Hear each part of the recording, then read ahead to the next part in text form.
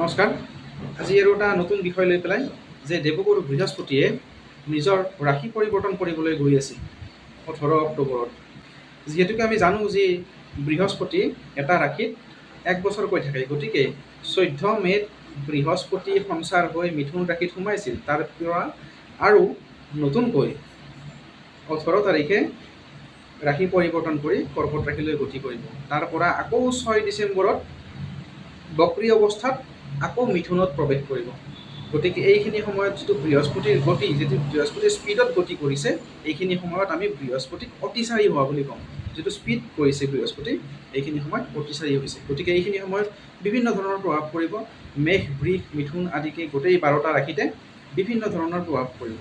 যিহেতু বৃহস্পতি কৰ্মৰ কাৰক গ্ৰহ, ধনৰ কাৰক গ্ৰহ, ধৰ্মৰ কাৰক গ্ৰহ, সুখ সমৃদ্ধি মান সন্মান আদিৰ কাৰক গ্ৰহ, গতিকে মেষ, বৃষ, মিথুন আদিকে ধৰি গোটেই ৰাশিৰে পৰিৱৰ্তন দেখিবলৈ পোৱা যাব এইখিনি সময়ত।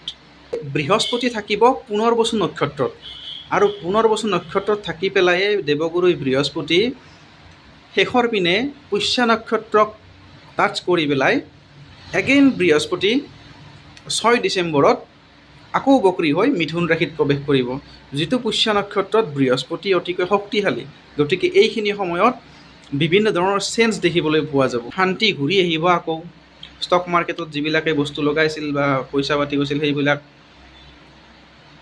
ওপৰৰ ফালে যাব, বা যিখিনি শ্ল' হৈ আছিলে আজিলৈ, সেইখিনি ভাল ফল হ'ব। সোণ ৰূপৰ দাম কমিব পাৰে। যিবিলাকে ধৰক প্ৰপাৰ্টি বিচাৰি আছিল বা প্ৰপাৰ্টি বেচা যোৱা নাছিল, এইখিনি সময়ৰ ভিতৰত প্ৰপাৰ্টি বেচা কিনাৰ এইখিনি সুবিধা থাকিব।